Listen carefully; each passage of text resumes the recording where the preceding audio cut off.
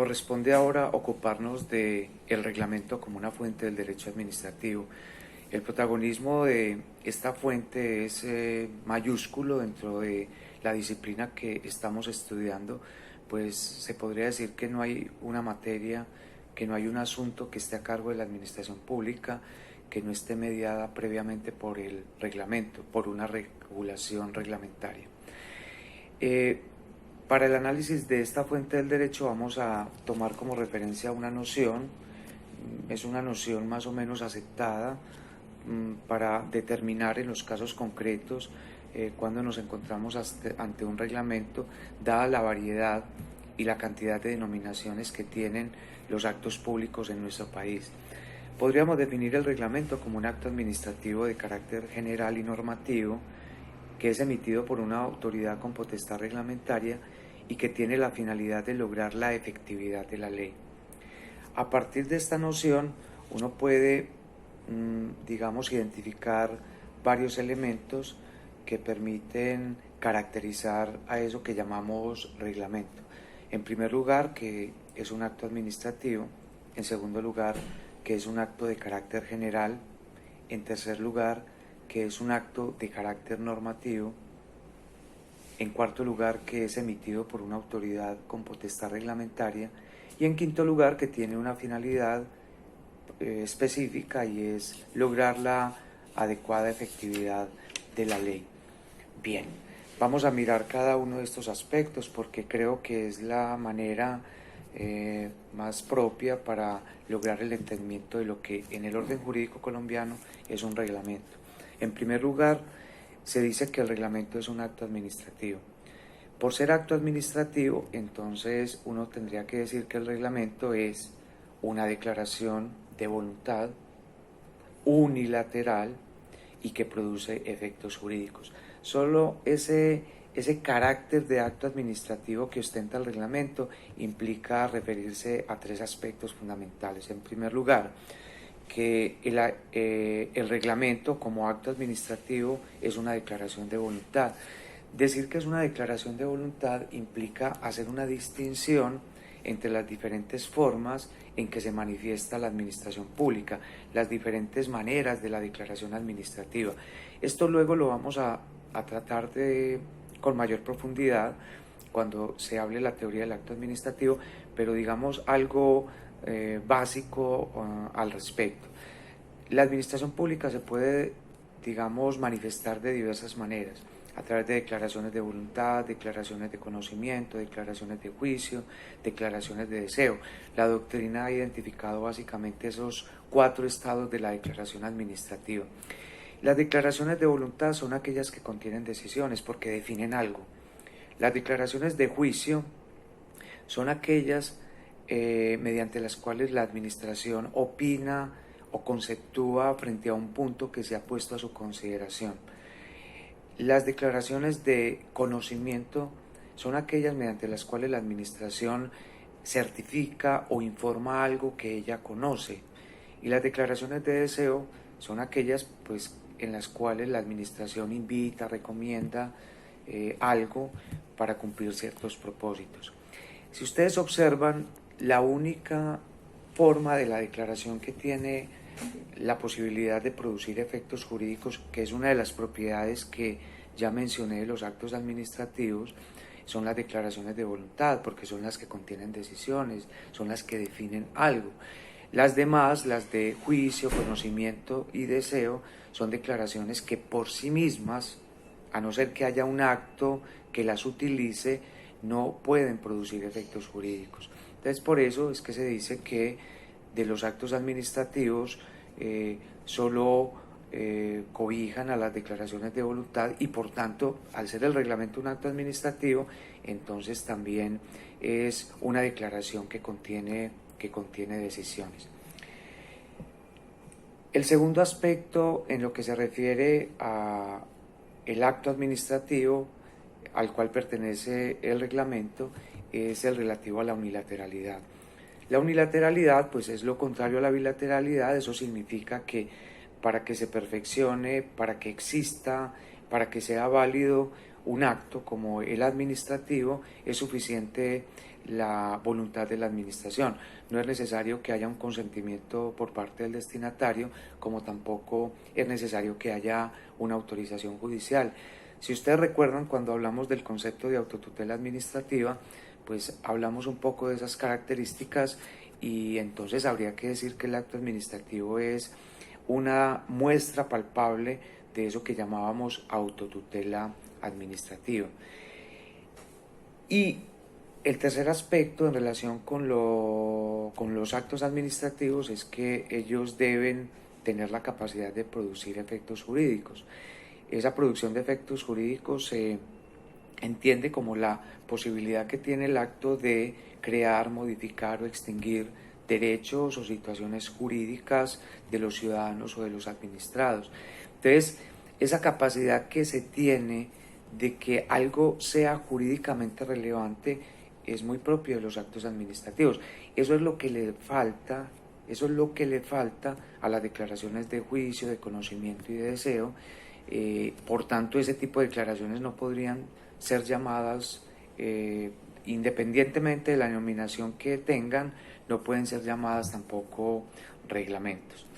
Eso por el lado de que el reglamento es un acto administrativo.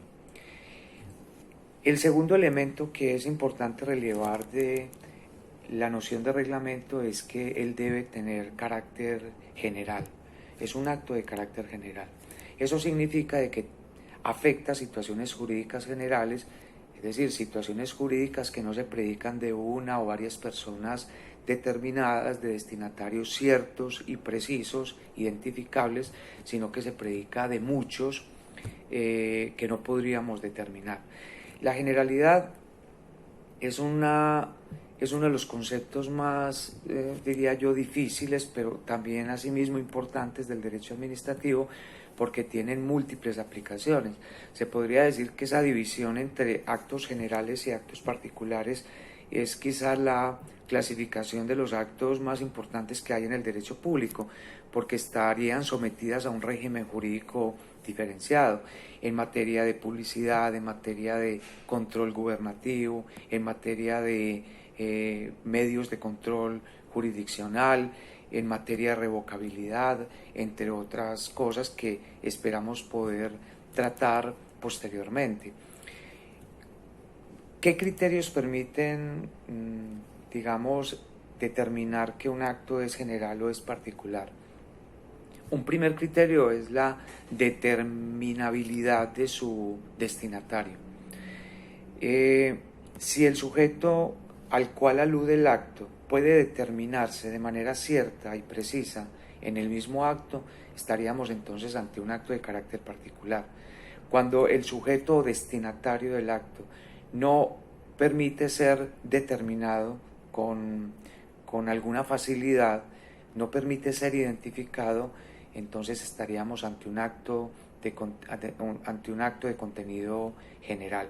Ese es el primer criterio que se tendría en estos casos. Entonces, por ejemplo, cuando la administración adopta una decisión sancionando a una persona por haber cometido una falta disciplinaria, esa persona tiene nombre, apellidos, una identificación concreta, y por tanto tendremos claro de que se trata de un acto de contenido particular o concreto.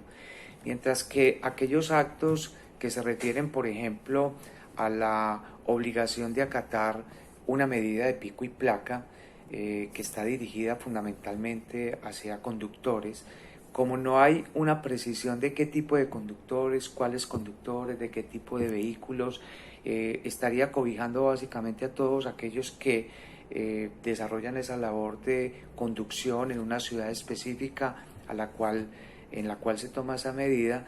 Entonces estaríamos hablando de un acto de carácter general. Los destinatarios no están de ninguna manera determinados.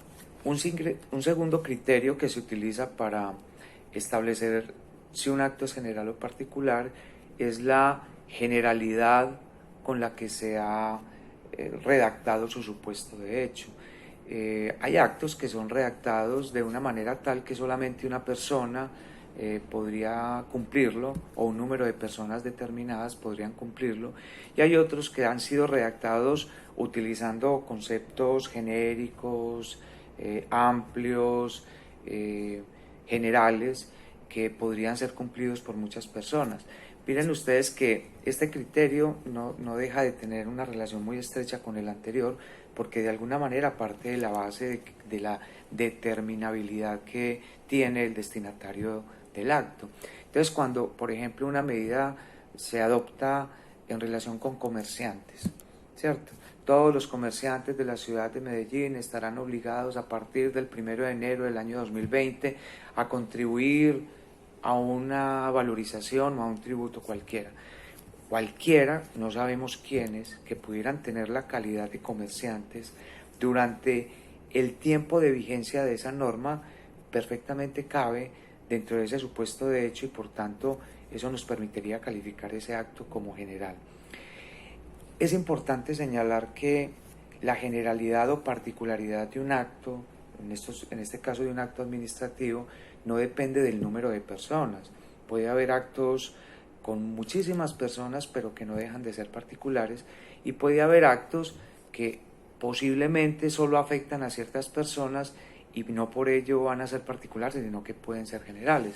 Piensen ustedes en el acto por medio del cual el Registrador Nacional del Estado Civil designa como jurados de votación a un número significativo de ciudadanos. Cuando hace esa designación, pues está aludiendo a un número impresionante. Estamos hablando, pónganle 700.000 personas, pero el acto no ha dejado de ser particular porque cuando se hace esa designación se hace con nombres, apellidos, identificaciones de las personas. En cambio, en ese caso entonces, porque el sujeto está determinado, no importa el número, pues hablaríamos de un acto de carácter particular. Pero piensen ustedes en un acto por el cual se ordena el reconocimiento a los expresidentes de la República de una pensión vitalicia o de una prestación especial cualquiera. Uno podría decir que, hombre, podríamos determinar con cierta precisión quiénes tienen la calidad de expresidentes de la República, entre otras cosas porque ya quedan muy pocos, ¿cierto? Pero la categoría que fue utilizada por la norma que crea esa prestación a favor de los expresidentes está dada de manera genérica, abstracta. Cualquiera que llegara a tener la calidad de expresidente de la República, que la tenga o que pudiera llegar a tenerla mientras la norma esté vigente, cabe dentro de ese supuesto de hecho y por tanto esa norma tiene un carácter general. Entonces la generalidad, reitero, no depende del número de personas, depende de la posibilidad de determinar los destinatarios, de la generalidad con la que se haya construido el supuesto de hecho que ha sido establecido por esa norma. Pensemos en otro ejemplo, pues muy actual por lo que está sucediendo con toda esta contingencia del virus que nos aqueja a todo el mundo, y es el tema de los toques de queda que se están decretando. Pues ya hubo, digamos, un decreto a nivel nacional, pero que han sido decretados también por autoridades locales o territoriales en relación con las personas adultas mayores de 70 años. Mire que la prohibición de que estas personas puedan salir de su domicilio sin una autorización, sin una justificación, está dada de una manera genérica. Personas mayores de 70 años. Entonces cualquiera que pudiera tener esa calidad estaría cobijado con esa medida. Diferente es a la multa que le acaban de imponer a una persona que, teniendo el virus del coronavirus, no, digamos, cumplió los protocolos, no cumplió la cuarentena determinada y por tanto fue sancionada por esa razón. Ese acto tiene carácter particular. Un tercer elemento de esa definición de reglamento tiene que ver con que el reglamento tiene carácter normativo. Carácter normativo puede significar muchas cosas, pero para estos efectos significa la capacidad que tiene ese acto llamado reglamento de permanecer en el tiempo, de regular situaciones jurídicas de manera indefinida, por lo menos mientras tenga duración o vigencia la norma respectiva.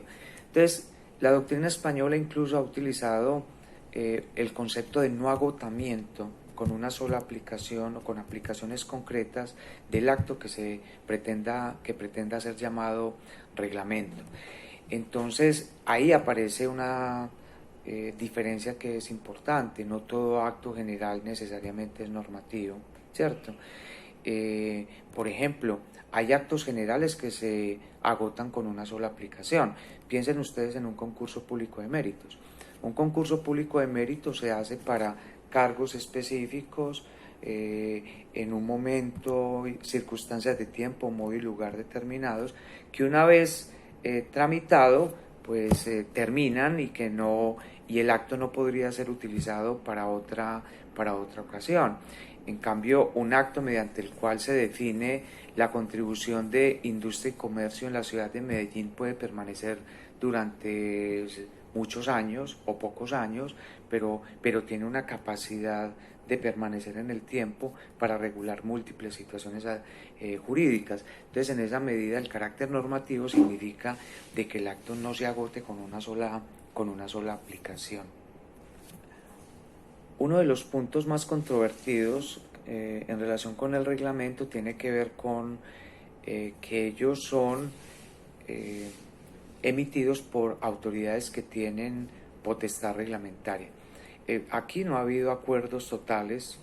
¿Por qué? Porque si vamos a ser estrictos, el único que tiene una potestad reglamentaria expresamente consagrada es el presidente de la República, según lo dispone el artículo 189, numeral 11 de la Carta Política.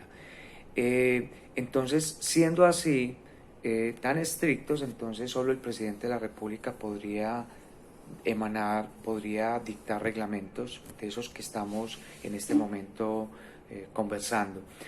Pero en realidad se ha aceptado que hay otras autoridades dentro del Estado colombiano que tienen la facultad de expedir reglamentos. Entonces hablamos, por ejemplo, de ciertas autoridades territoriales como los gobernadores, los alcaldes, por supuesto las corporaciones públicas de esos niveles, las asambleas departamentales, los consejos municipales. Hablamos del Banco de la República, que constitucionalmente tiene la posibilidad de dictar normas que regulan la moneda, el cambio, el comercio exterior, y en esa medida entonces también tendría la facultad de expedir estas normas generales con carácter normativo. También se habla de la Contraloría, el Contralor General de la República, en materia de prescripción de métodos de rendición de cuentas. Yo creería que si ustedes hacen una revisión de las competencias que constitucionalmente están establecidas para algunas autoridades públicas, podrán encontrar que la potestad reglamentaria no está necesariamente radicada en una autoridad como el presidente de la República. Diría yo que está diseminada en muchas otras autoridades. Ahora bien, eso en relación con una potestad reglamentaria definida constitucionalmente, pero es perfectamente posible encontrar potestades reglamentarias consagradas en la ley.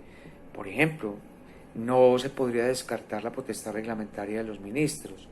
Es una potestad reglamentaria que podríamos denominar secundaria en relación con la potestad reglamentaria del presidente de la República, pero es una potestad importante.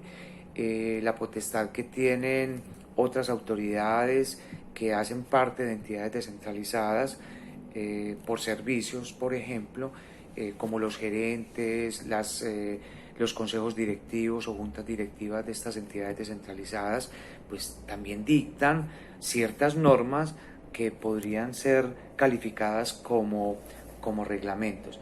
Esto para decir que el tema de la potestad reglamentaria, si bien es discutido, creo que pasa a un segundo plano por la cantidad de actos que pudieran ser catalogados como reglamentos según el orden jurídico colombiano. Y la última parte de la definición de reglamento que estamos utilizando alude a que la finalidad del reglamento es imprimirle la mayor efectividad a la ley. Esta es una de las de los elementos que se deducen del artículo 189 de la Constitución Nacional cuando se determina o se consagra la potestad reglamentaria del presidente de la República. Entonces hay un criterio que, digamos, es mandatorio para el tema del reglamento y es el criterio de necesidad. Es decir, el reglamento tiene sentido en la medida en que la ley o la norma que es reglamentada requiera ser adecuada, requiera ser pormenorizada, requiera ser, digamos, estructurada para su debida aplicación. El reglamento de alguna manera tiene esa función y es tratar de que esas palabras abstractas, esos conceptos genéricos, ambiguos, a veces vagos de la ley, pues puedan ser traducidos para ser aplicados efectivamente en la realidad. Entonces, si una ley es supremamente clara, está suficientemente desarrollada, es integral en todo lo que se regula y está debidamente preparada para su aplicación, posiblemente no necesita mayor reglamentación, entonces el reglamento pues debe ante todo ser necesario y en esa medida entonces no siempre una ley para ser aplicable requiere el reglamento. Ahora, ha habido alrededor de este punto una distinción que ha sido básicamente doctrinal y jurisprudencial y es si el reglamento, el reglamento opera frente a cualquier tipo de leyes. Si uno se va a la normativa constitucional, específicamente al artículo 189, pues allí no se hace diferencia en cuanto a la ley, pareciera que todo tipo de ley es susceptible de reglamento. Entonces, ¿por qué razón en algunas ocasiones se dice que hay leyes que no serían susceptibles de reglamentación? Esa distinción doctrinal y jurisprudencial se hace recaer en aquellas leyes que son de aplicación por parte de la administración pública versus aquellas leyes que serían de aplicación exclusivamente por los órganos jurisdiccionales del Estado. Para decir que el reglamento entonces solo operaría en el caso de las leyes administrativas, aquellas que son aplicadas por la administración pública, mientras que no podría ser reglamentada aquella ley que tiene como destinatario al operador judicial. Cuando una ley tiene como destinatario a uno y otro, ese es un asunto que creo que es complejo, no es fácil de determinar, pero ha habido una importante distinción, como les digo, doctrinal y jurisprudencial, porque también se toma como referencia la norma constitucional que señala que los jueces solo están sujetos al imperio de la ley. Por supuesto, el reglamento tiene un valor inferior al de la ley y en esa medida no podría someter o interpretar algo que el juez podría perfectamente derivar directamente de la norma legal.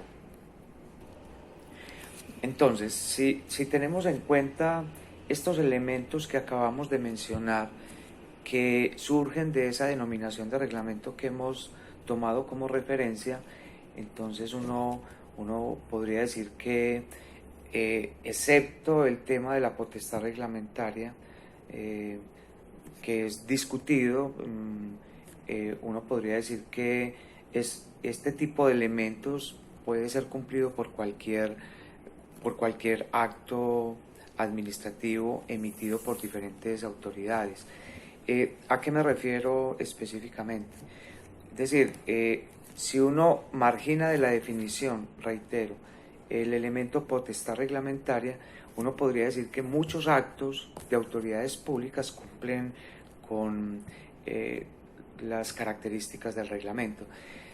Piensen ustedes, por ejemplo, en el acto por medio del cual el rector de la Universidad de Antioquia el domingo pasado decretó la suspensión de las actividades académicas de pregrado, de posgrado, de extensión de la Universidad de Antioquia. Mire que me estoy refiriendo a una autoridad pues que no tiene la calidad de presidente, ni de ministro, ni de gobernador, ni de alcalde, de esas autoridades que han sido de alguna manera instituidas directamente por la Constitución, sino por una autoridad que fundamentalmente tiene sus funciones, algunas en la ley, otras en los estatutos de la respectiva universidad, en este caso de la Universidad de Antioquia. Si ustedes reparan, un acto como estos, pues es un acto administrativo, porque es emitido por una autoridad que para esos efectos está cumpliendo una función administrativa. Nosotros, para establecer cuándo algo puede ser llamado función administrativa, ya contamos con unos criterios que previamente se han estudiado. Solamente un criterio residual, para recordar eso, nos diría que el acto que emitió el rector de la Universidad de Antioquia, suspendiendo las actividades académicas indefinidamente desde el domingo pasado, 16 de marzo, es un acto administrativo. ¿Por qué? Pues no clasifica como un acto legislativo, no clasifica como un acto jurisdiccional. Además, pues miren, tiene todo lo que el acto administrativo exigiría. Es una declaración de voluntad, hay una decisión de por medio, no suspender las actividades las actividades académicas de la Universidad de Antioquia.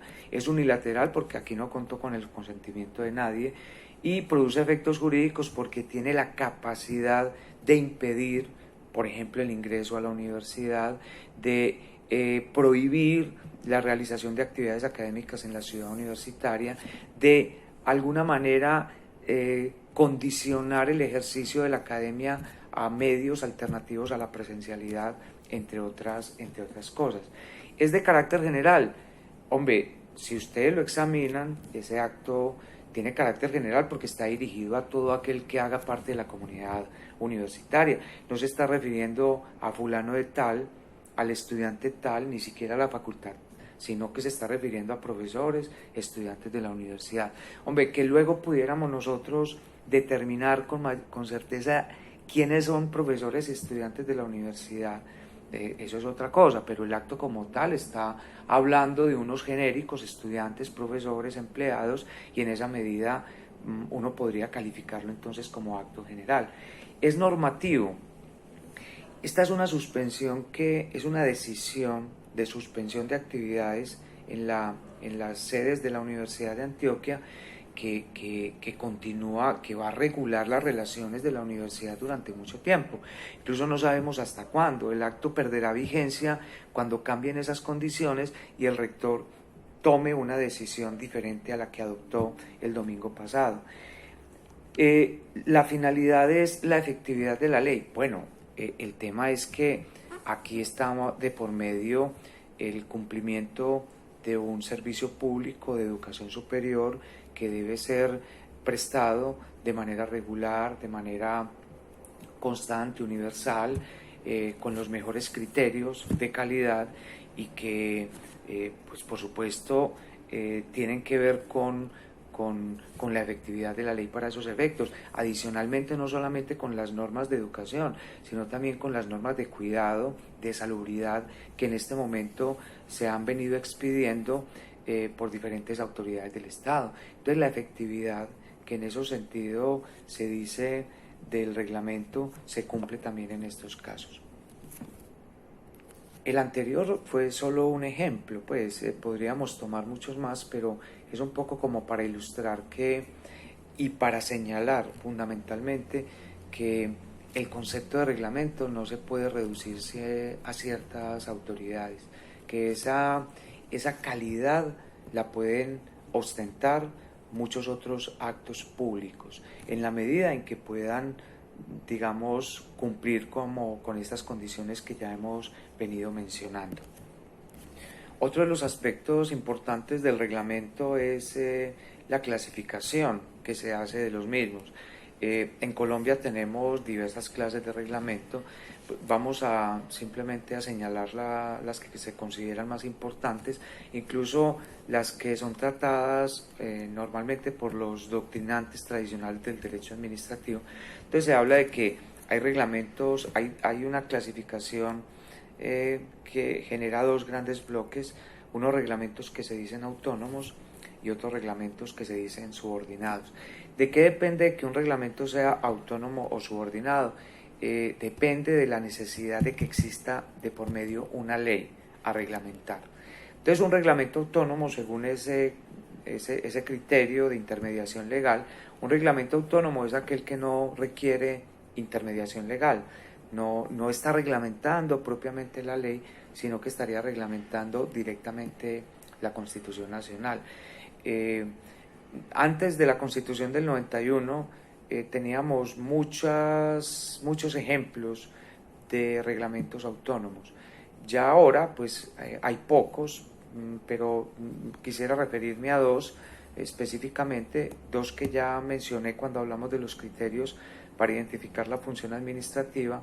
Uno de esos actos es el que está previsto en el artículo 355 de la Constitución, que le permite al Gobierno Nacional reglamentar aquellos aspectos que tienen que ver con la utilización de recursos públicos y la necesidad de que haya una contratación con los agentes privados para esos efectos. Entonces, lo que está de alguna manera facultando el artículo 355 al Gobierno Nacional, en este caso al Presidente de la República, es a expedir reglamentos autónomos en esas materias específicamente.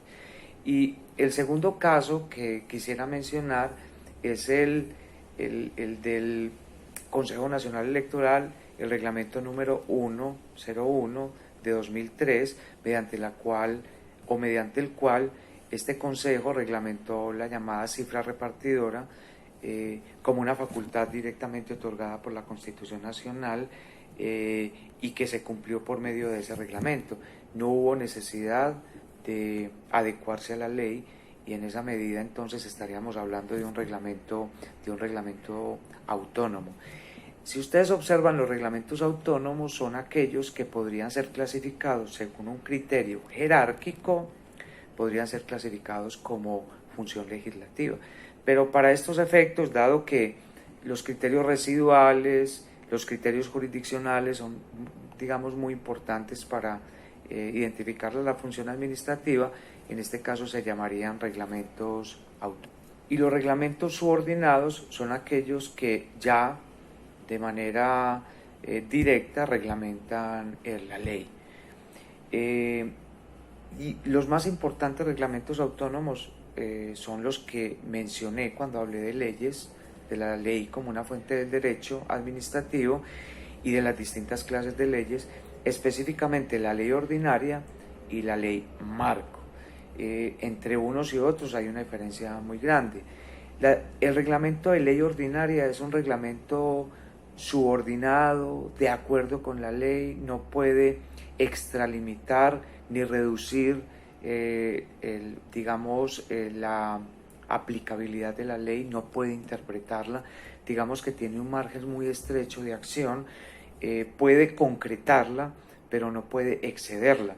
Por eso es que uno de los vicios más importantes por los cuales se ataca a los reglamentos es por el exceso de potestad reglamentaria, y tiene que ver porque el reglamento le puso algo que la ley no establecía, o redujo el ámbito de aplicación de la ley, algo que la ley no contenía.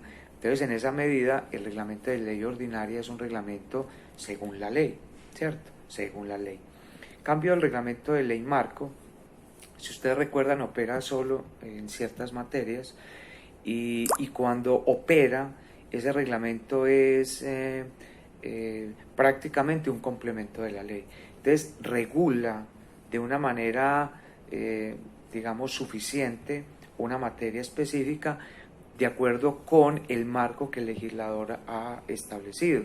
Entonces, mientras el reglamento de ley ordinaria, podríamos decir, no crea por sí mismo derecho, el reglamento de ley marco lo hace efectivamente, porque le pone a la norma algo que el legislador no previó. Entonces, en ese sentido es creador, sin duda, de derecho. Y una última cosa que se tendría que decir alrededor de los reglamentos es, digamos, el conjunto de límites a los que estaría sometido un reglamento, cualquier norma que sea denominada como reglamento. La doctrina ha hablado fundamentalmente de tres clases de límites. Un primer límite es la jerarquía normativa, un segundo límite es la reserva de ley y un tercero es la cláusula general de competencia. La jerarquía normativa hace referencia a que pues, la ley es una norma de superior jerarquía al reglamento y por tanto el reglamento no puede vulnerarla, no puede excederla, no debe ser incompatible con la ley. Y tendríamos que decir que no puede ser incompatible no solo con la ley que reglamenta, sino con cualquier tipo de ley, porque a la larga dentro del sistema de fuentes el reglamento siempre está por debajo de la fuente legal y por eso es que se habla de que está sometido tanto a la ley que reglamenta como a cualquier ley de la República. Esto es importante porque, por ejemplo, un reglamento de la ley 80 perfectamente puede entrar en contradicción con un reglamento de la ley 100 y entonces uno tendría la duda de si, bueno, si no está, digamos, contraviniendo lo que establece la norma que está reglamentada, pues qué problema de validez tiene. Pero realmente el reglamento es sublegal desde todo punto de vista y por tanto, si por alguna razón esa norma reglamentaria que reglamenta una ley específica entra en contradicción con otra norma legal, con otra ley, pues estaríamos hablando de un vicio que podría conducirlo a su nulidad. Y en este caso se aplicaría la causal genérica que habla de violación a la norma fundamental. Hay un segundo límite que tiene que ver con la reserva de ley. Es importante tener en cuenta que hay asuntos que constitucionalmente están encomendados al legislador, no se permite que sean asumidos o regulados por el reglamento. Entonces, cuando la Constitución Nacional se refiere que la ley dictará tal cosa, la ley desarrollará tal tema, la ley regulará tal otra, pues hombre, está aludiendo a la fuente legal y por tanto el reglamento, incluso ni siquiera en caso de un vacío legal, no tendría la posibilidad de incursionar en su regulación. Pero lo más importante quizás en estos casos, en materia de reserva de ley, tiene que ver con las diferentes clases de reserva de ley. Hay asuntos que tienen una reserva de ley, digamos, material, otros que tienen una reserva de ley formal, por así decirlo, y hay que pues tener cuidado al hacer esa distinción. Por ejemplo, cuando la Constitución habla de que la ley regulará, es probable que se esté refiriendo a una ley en sentido material, es decir, que podría valer tanto aquella que es emitida, aprobada por el Congreso de la República, como aquella que es expedida emitida mediante decretos con fuerza de ley por el presidente de la República cuando ha sido revestido de facultades extraordinarias. Pero hay reservas de ley, digamos, formal que solamente el Congreso de la República podría expedir, como aquellas que tienen que ver con con códigos, leyes estatutarias, orgánicas y el decreto de impuestos. Entonces, en esa medida hay que tener muy en cuenta que la reserva de ley en Colombia puede tener diferentes usos y para estos efectos hay que considerarlos.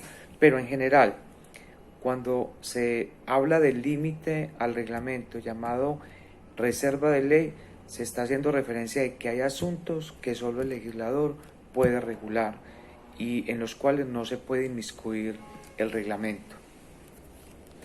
Y el último límite es la cláusula general de competencia, porque en Colombia, digamos, hay un principio general que de alguna manera está previsto en el artículo 150, que es que la regulación en todo tipo de materias la tiene el legislador.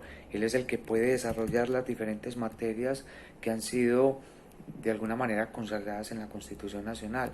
Entonces, si no existe una habilitación expresa al presidente o a cualquier otra autoridad para referirse a un tema en concreto, se deberá entender que solo el legislador lo puede hacer. Bueno, muchachos, estas son como algunas ideas generales, algunas puntualizaciones que quería hacer en relación con el reglamento.